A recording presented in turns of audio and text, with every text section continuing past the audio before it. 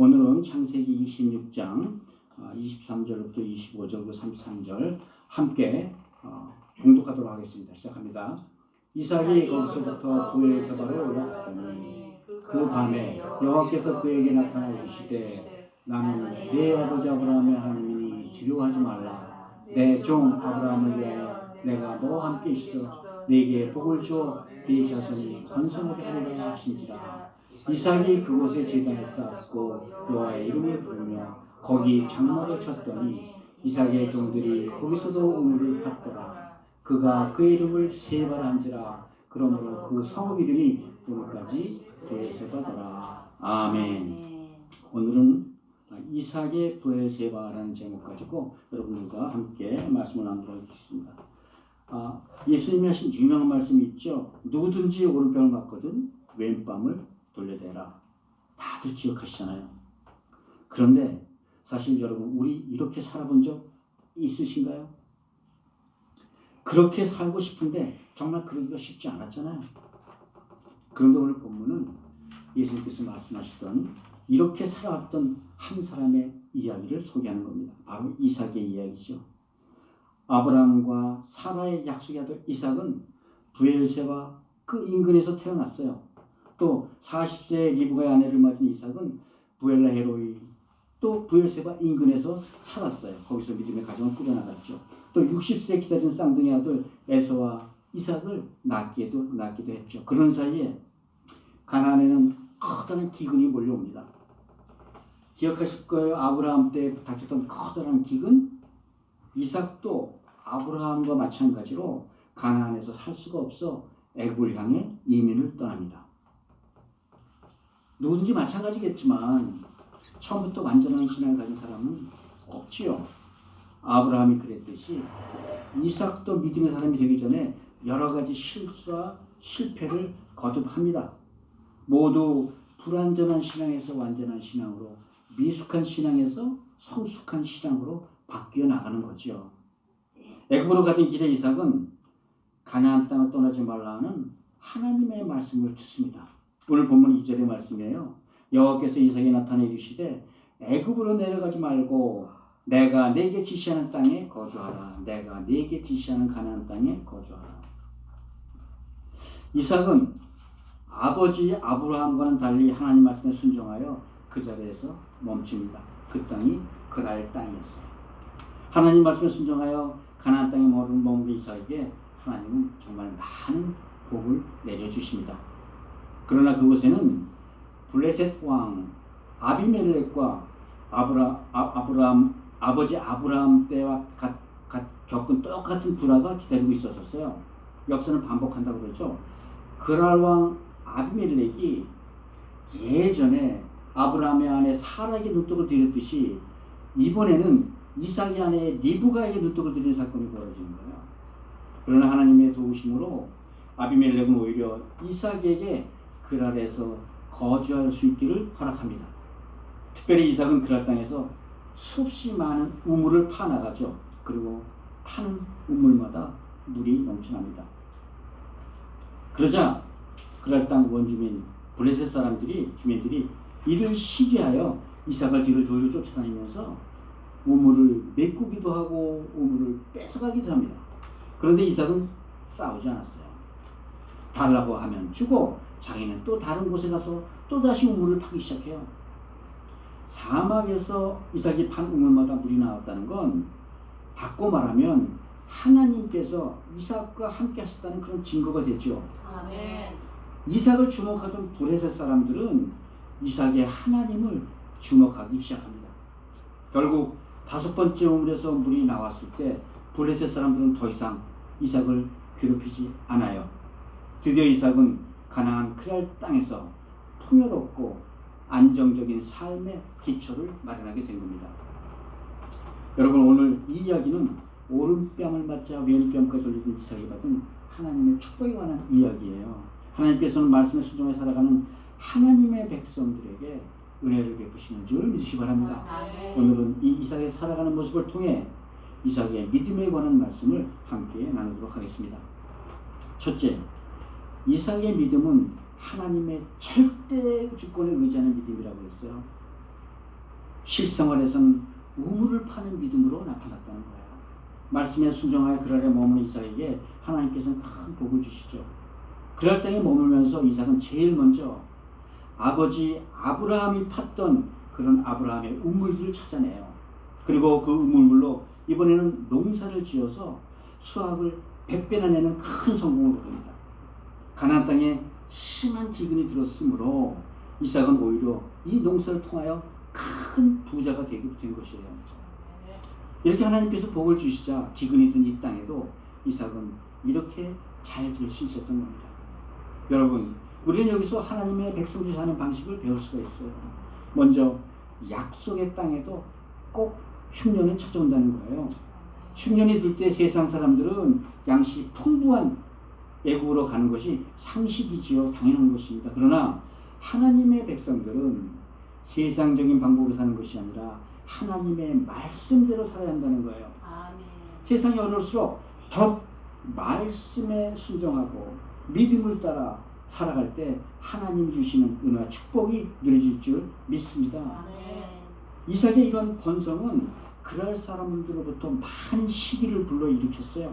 그랄 사람들은 이삭이 찾은 아브라함의 우물들을 메워버리고 이삭을 자기들의 땅에서 쫓아내버리죠. 아니, 우물을 뺏었으면 자기네들이 쓰면 될 텐데 그걸 메워버리진 않잖아요. 근데 여기는 사연이 있었어요. 창세기 21장에 보면요, 그랄 지방에서 아브라함이 발견한 그 우물들은 이미 그랄 왕 아비멜렉의 허가를 받은 우물들이었거든요. 그러니까 사람의 심보가 참 그런 거죠. 왕이 허가 주시니까 자기들이 쓰지 못하는 대신에 그저 내가 못 먹으니까 쟤나 확 뿌려버린다? 메꿔버리고 마는 거야. 그러나 이미 거부가 돼서 많은 식솔과 가축들을 거느린 이삭에게 가장 필요한 것이 뭐겠어요? 물이겠죠. 그래서 이삭은 가는 곳마다 다시 우물을 파야 했어요. 그런데 가는 곳마다 판 우물에서는 모두 우물이 나와요. 사막에서의 우물은 이게 생명줄이자 부의 상징인 것이죠. 우물은 그 당시 모든 복의 결정체예요. 당시 사람들의 유일한 비즈니스가 목축업이라면 우물이 없으면 목축업을 할 수가 없죠. 그러다 보니까 사실 사막에서 우물 하나를 팠는데 거기서 물이 나왔다? 이거는 그냥 대박 일어난 거예요. 그만큼 사막에서 우물 하나 얻기가 평생에 한두 번 있을 정도 굉장히 겪기 어려운 일이란 말이에요. 그런데 어떻게 우물 하나를 발견하면 그 우물을 중심으로 해서 부락이나 도시들이 하나 생겨나는 거기 때문에 그렇죠. 그래서 이를 시기한 그럴 사람들은 이삭이 우물 팔 때마다 쫓아다니면서 판 우물을 이번엔 약탈해가기 시작합니다. 그럼에도 불구하고 이삭은 또 다투지 않았다는 거예요. 달라면 주고 자기는 또 떠났어요. 에색 우물, 신나 우물. 이 에색이나 신나라는 말이 전부 싸웠다라는 말이에요. 그 우물 두 개를 빼앗기고 세 번째 르호봇 우물을 팠을 때 그럴 사람들은 더 이상 뺏을 생각을 하지 못합니다. 하나님께서 이삭이 파는 우물마다 물이 나오게 하셨거든요. 이제 드디어 이삭은 가나안 그랄 땅에서도 풍요롭고 안정적인 삶의 기초를 마련하게 된 겁니다. 근데 이삭을 보면 좀 바보 같잖아요. 그것도 한두 번도 아니고 5번씩이나 우물을 뺏게 하다니. 사실 이방인들이 그곳에서 저행을 해봤자 이미 뺏기로 작정한 그 사람들에게 무슨 수로 당하겠습니까? 잘못하다가는 일족의 멸망을 당할 수도 있는 거잖아요.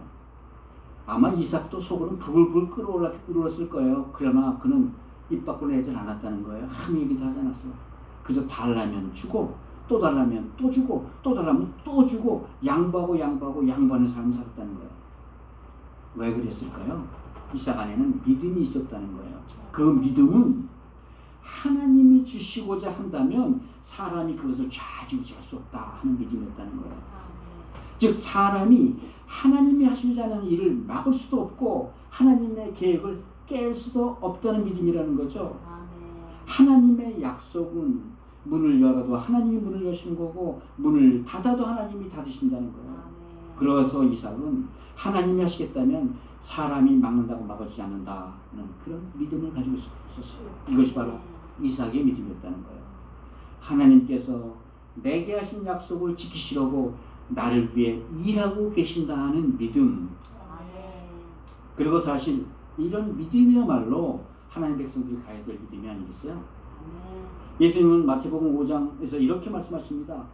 또 눈은 눈으로 이는 이로 갚으라 하였다는 것을 너희가 들었으나 나는 너희에게 이르노니 악한 자들을 대적하지 말라.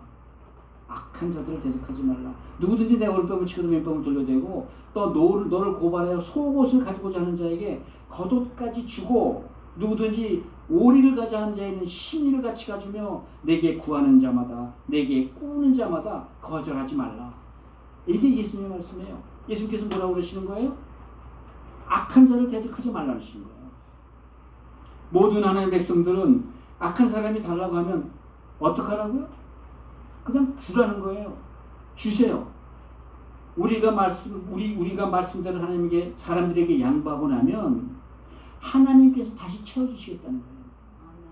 다시 채워주시는 하나님을 통해 세상에 하나님의 영광을 스스로 보시겠다는 말씀입니다. 이거 주고 나면 무슨 큰일 날 것 같아요.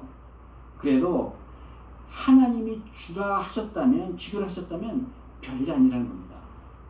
사람들이 내 우물을 100번을 틀어 막아도 하나님이 우물을 주시기로 약속했다면 하나님께서는 그 우물을 꼭 주실 것이라는 그 믿음. 여러분들에게 이런 믿음이 있으십니까? 아멘. 여기에 영적인 원리가 있다는 거예요. 하나님께서 여러분들 위해 일하시고 계시니까 너희는 다투지 말아라. 우리가 싸우면 이 일은 혈과 육의 싸움이 되니까 그렇게 하지 말고 그냥 내주라는 거예요. 그럼 여러분 어떻게 되는지 아세요? 우리가 혈과 육의 싸움을 내려놓고 그냥 내주잖아요. 그러면 하나님께서 대신 싸워주시기 시작하신다는 거예요. 사람이 혈과 육의 싸움을 싸워봤자 하나님의 일을 이루시는 데는 아무 이익이 되지 않는다는 겁니다. 그저 하나님의 일을 지체시킬 뿐이니 너희는 싸우지 말고 다투지 말고 그냥 내주라는 말씀이에요.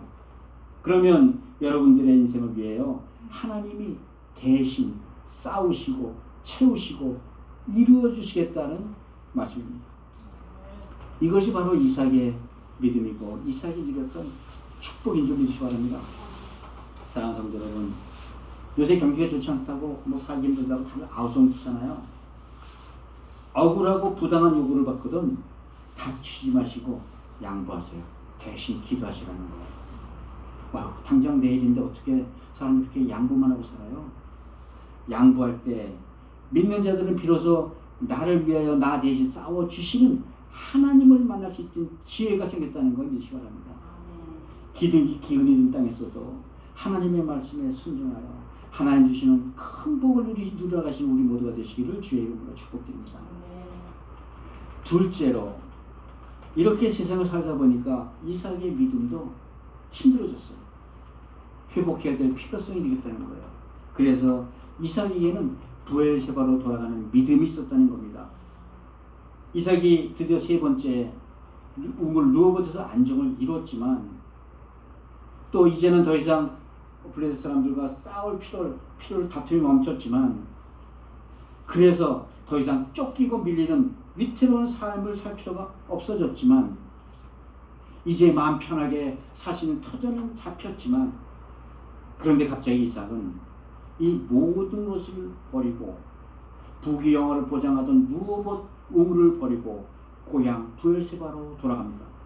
23절을 함께 읽을까요? 23절 이삭이 거기서부터 브엘세바로 올라갔더니 아멘. 브엘세바는 아버지 아브라함과 함께 모리아산에서 여호와 이레를 경험했던 그리고 그 산에서 내려와 살던 곳이죠. 창세기 20장 19절에 보면 이렇게 나와 있어요. 이에 아브라함이 그 사환에게로 돌아와 함께 떠나 브엘세바에 이르러 거기에 거하였더라. 이삭은 그렇게 수고스럽게 살았던 그랄 땅의 삶을 청산하고 이제 하나님의 약속의 땅으로 돌아갔다는 겁니다. 다시 말해서 이제 살만한 세상에서 기근이 더 심한 땅으로 살기가 더 힘든 땅으로 옮겨갔다는 거예요. 상식적으로 이해하기 어려운 행동이지 않습니까? 여러분, 이삭은 왜 그렇게 결정했을까요? 이삭은 그랄의 삶을 통하여 큰 확신이 하나 생겼다는 겁니다. 언제 어디서든지 하나님의 말씀을 붙잡고 순종하며 살면 축복을 받는다는 그 믿음이 들어왔다는 거예요. 그래서 그 아래서의 그 엉거주춤한 믿음의 삶 대신 이제 하나님만을 신뢰하는, 절대적으로 신뢰하는 삶을 살기로 결단했다는 겁니다.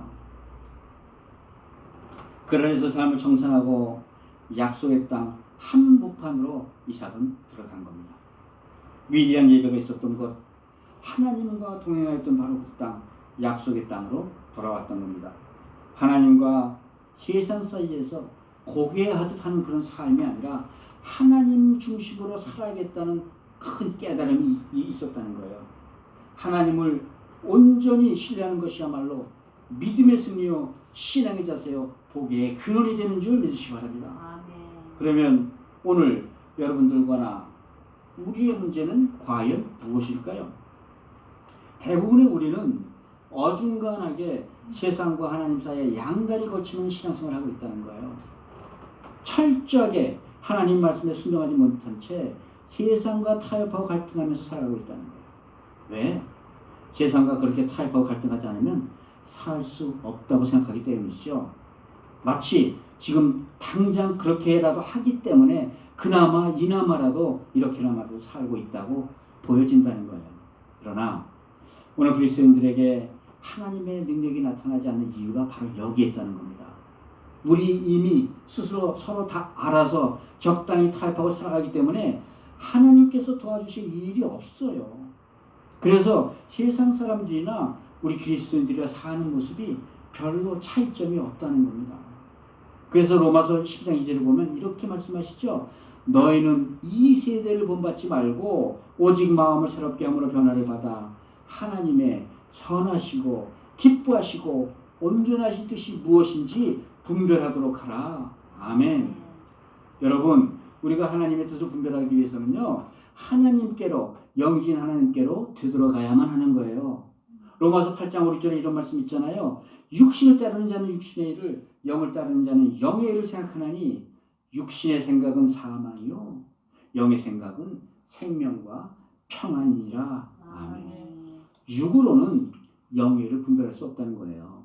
그러므로 세상을 분별하지 못하고 살아간다는 의미는 다른 말로 우리의 삶이 사망의 그 길을 걷고 있다는 그 말씀이라는 겁니다. 여러분, 오늘 하나님께서 우리에게 말씀하시자 하는 건 이제 너희들도 어중간한 삶을 청산하고 철저하게 하나님 중심으로 살아가라 말씀하시는 거예요. 정말 살다 보면 정말로 불가항력적으로 내 힘으로 견디기 어려운 그런 위기도 만나게 되지요. 그러나 하나님 중심으로 살아가는 사람들에게는 그때가 바로 하나님의 기적을 스스로 만끽할 수 있는 기회가 된다는 겁니다. 이삭은 하나님께서 자기를 보호하고 인도하신다는 사실을 우물을 통해서 자기 눈으로 볼 수가 있었어요. 이삭은 세상 일에서 나타내는 세상의 일과 하나님의 일을 비로소 분별하기 시작했다는 거예요. 그리고 그는 결단했습니다. 더 이상 세상 방식대로 살지 말고 온전히 믿음으로 살아가기로 결단했다는 거예요. 하나님 중심의 믿음으로 살아갈 때 하나님의 축복과 능력이 우리에게 임하는 줄 믿으시기 바랍니다. 여러분, 이삭의 결단이 오늘 우리에게도 임하기 바랍니다. 아, 하나님께서 나와 함께 하시는구나. 아, 하나님께서 나를 지키시고 보호하시는구나. 이제는 더 이상 주판을 튕기지 말고 세상과 하나님 사이에서 줄다리기 할 거 없어. 하나님께로 돌아가자. 그리고 말씀대로 살아보자. 세상에 다른 것 조금 손해보더라도 하나님 만나는 일, 이 예배 드리는 일에서만큼은 절대로 손해보지 말아보자. 여러분, 믿는 우리들에게 축복이 무엇이고 승리라는 것이 도대체 무엇입니까? 하나님께로 돌아가는 겁니다. 기도의 줄로 분별하고 말씀을 붙잡고 살아가는 겁니다. 예배를 통해 우리가 진심으로 바라는 이것, 나와 함께 하시는 하나님을 경험하는 것이 바로 축복인 줄 믿으시기 바랍니다. 믿음은 보이지 않는 것들의 증거죠. 말씀을 붙잡고 그 보이지 않는 그 증거들을 찾아내는 것이 바로 승리라는 사실을 기억하시기 바랍니다. 자포자기로 하는 것이 아니라 확신을 가지고 믿음의 길을 찾아나가며 믿음의 증거들을 찾아나갈 때 믿음의 새로운 길이 열리는 줄 믿으시기 바랍니다. 아멘. 사랑하는 성도 여러분, 오늘 우리에게도 적당히 예수 믿는 것이 끝나기를 바랍니다. 오늘 이 시간 우리 마음속에 부엘세바로 우리도 걸음을 옮기시길 바랍니다. 마음속에 결단할 때 비로소 하나님 주시는 승리와 능력이 우리의 삶을 주장하시는 줄 믿으시기 바랍니다. 온전히 하나님의 권능에 의지하여 결단하는 은혜, 오늘 이 시간 우리 모두에게 임하시기를 주 이름으로 축복드립니다. 마지막으로 이삭에게는 예배하는 믿음, 단을 쌓는 믿음이 있었다는 거예요. 24절 함께 읽죠. 그 밤에 여호와께서 그에게 나타나 이르시되 나는 내 아버지 아브라함의 하나님이니 두려워하지 말라. 내 종 아브라함을 위하여 내가 너와 함께 있어 내게 복을 주어 내 자손이 번성하게 하리라 하신지라. 아멘. 이삭이 그랄의 삶을 청산하고 약속의 땅으로 깊숙이 들어가자마자 하나님께서 그 밤에 그를 찾아오셨다는 거예요. 그리고 말씀하시잖아요. 나는 내 아버지 아브라함의 하나님이니 너는 두려워하지 말라. 여러분, 하나님이 언제 찾아오셨다고요? 예, 이삭이 결단하고 실행에 옮겼던 바로 그날 밤에. 여러분, 우리가 한꺼번에 많은 걸 결단하기는 너무 힘듭니다. 그래서 먼저 할 수 있는 결단부터 하나씩 해나가는 거예요. 먼저 할 수 있는 주일 성서 결단하시고 금요 예배 하나씩 결단하고 참석할 때 그때 하나님께서 여러분에게 나타나 주신다는 거예요. 결단하고 우리 전도지를 품에 안을 때 하나님께서 직접 나타나셔서 여러분들에게 힘을 주신다는 겁니다. 이제 어중간한 신앙생활 청산하시고 하나님 앞에 맹세하는 그날 밤에 하나님께서 우리에게 직접 찾아와 주시는 줄 믿으시기 바랍니다.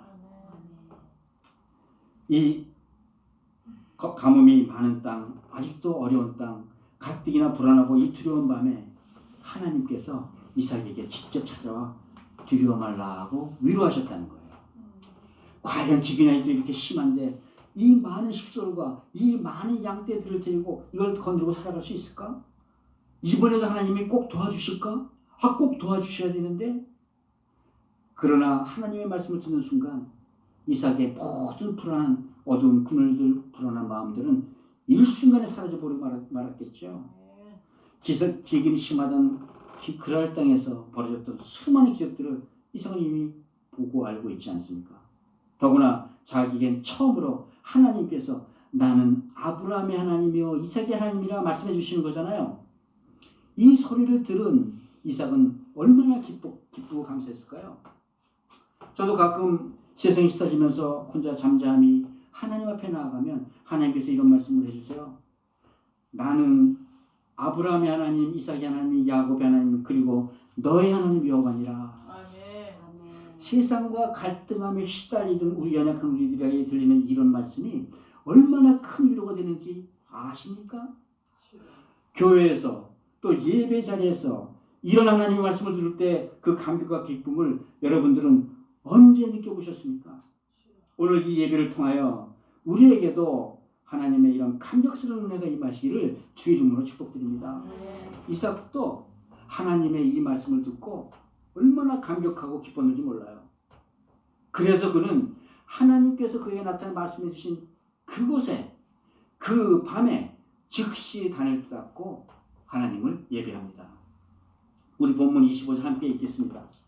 이삭이 그곳에 단을 쌓아 여호와 이름을 부르며 거기에 장막을 쳤더니 그 종들이 거기서도 음물을 팠더라. 단을 쌓고 여호와 이름을 불렀다는 것이 바로 하나님께 예배했다는 거죠.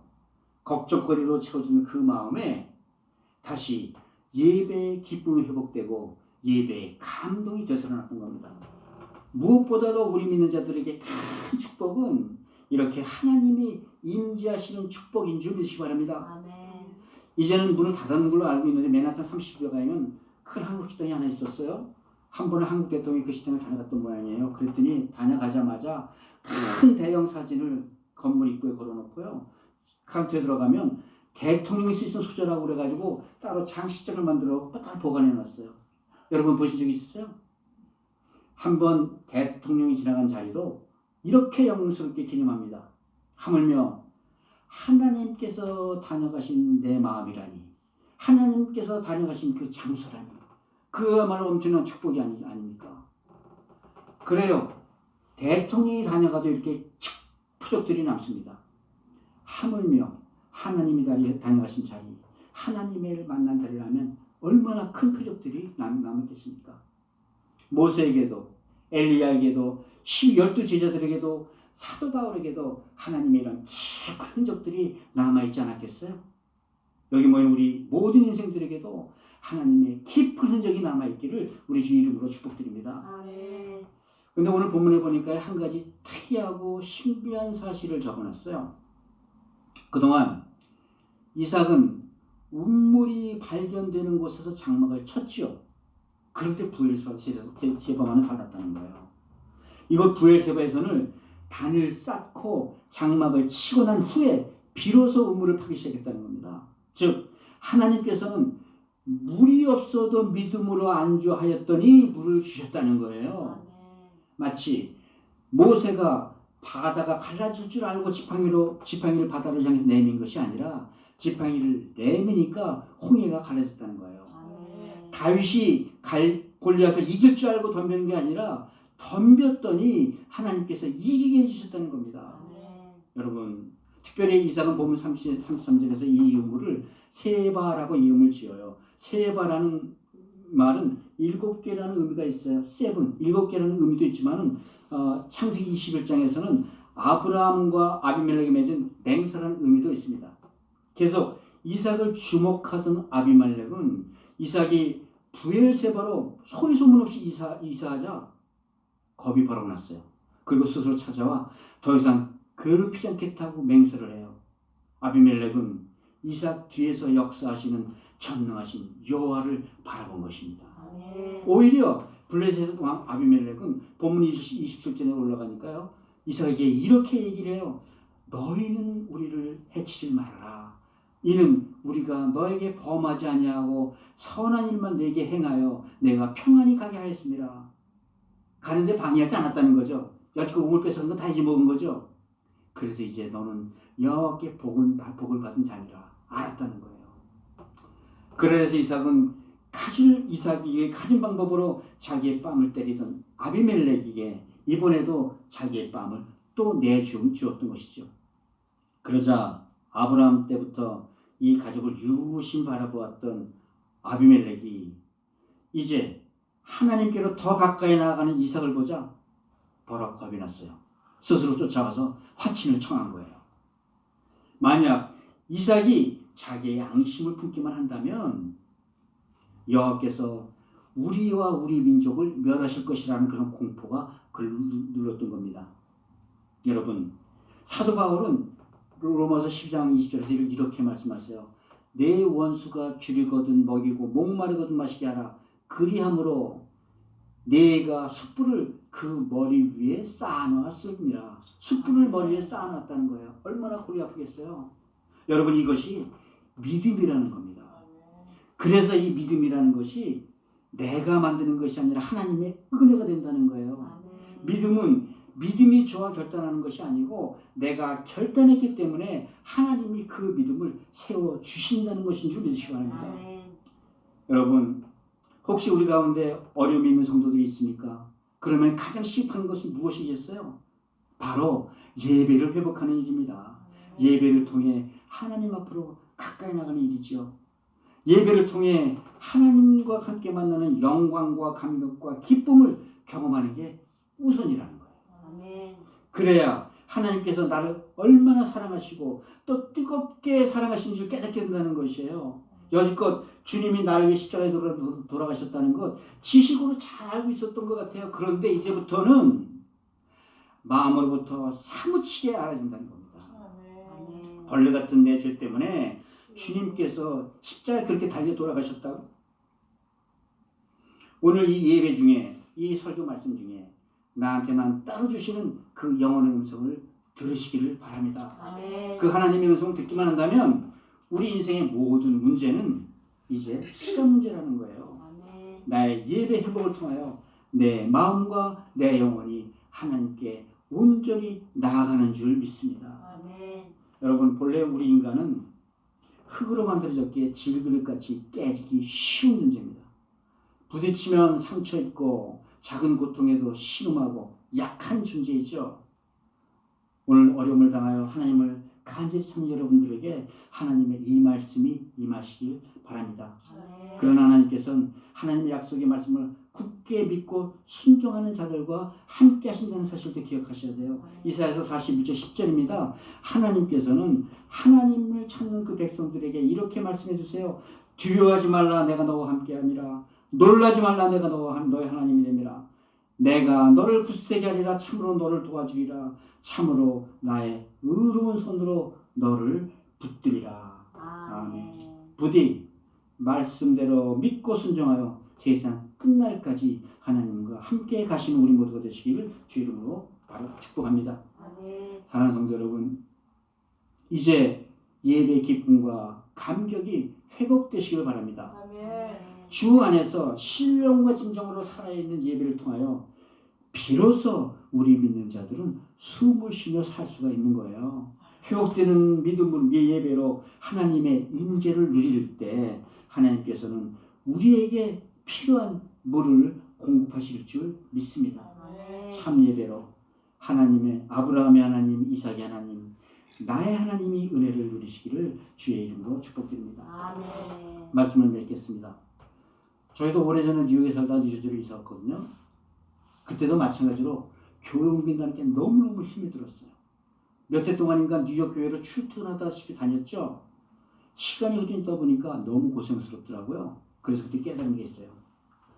교회가 가까운 데 있어야 나도 하나님과 가까워지는 거구나. 오늘 본문은 부엘세바로 시작해서 부엘세바로 끝났습니다. 그리고 특별히 성경은 부엘세바로 올라갔다고 표현해요. 그런데 사실 이 브레스 그랄 땅 르호봇은 부엘세바보다 150m나 더 높은 곳에 위치해 있는 땅이에요. 그럼에도 불구하고 부엘세바로 올라갔다고 표현합니다. 왜? 부엘세바에는 하나님의 임재가 계신 곳이기 때문입니다. 아멘. 아브라함이 에셀나무를 심고 영원하신 하나님의 이름을 불렀던 곳, 이삭의 고향 여호와 이레 하나님께서 아브라함과 이삭에게 약속했던 거룩한 장소, 바로 그 장소이기 때문이죠. 믿는 자들에게 하나님의 약속, 하나님의 말씀, 하나님의 만남의 자리로 돌아가라고 말씀하시는 줄 믿으시기 바랍니다. 히브리서 이사야서 4장에서 이렇게 다시 말씀하시죠. 오직 여호와를 악망하는 자는 새 힘을 얻으리니 독수리 날개치며 올라갈 것이요 다른 박제라 해도 곤비치 아니하고 걸어가도 피곤치 아니하리로다. 아멘. 사랑하는 성도 여러분, 부엘세바를 향하여 걸어 올라가시기 바랍니다. 아멘. 부엘세바에 가까이 가는 것이 하나님께 올라가는 삶이에요. 교회에 가까이 하는 삶이 하나님께 올라가는 삶이라는 거예요. 교회 중심으로 사시기 바랍니다. 교회에서 마음이 멀어지면 몸이 멀어져요. 그것이 바로 내려가는 삶이라는 거예요. 교회 중심으로 살아갈 때 세상에 발을 담그고 살던 그 한쪽 발도 쉽게 빼낼 수 있을 줄 믿습니다. 이삭에게 나타나신 하나님이 오늘 우리에게도 나타나신 하나님의 복생 성도들이 되시기를 우리 주 예수 그리스도 이름으로 축복드립니다.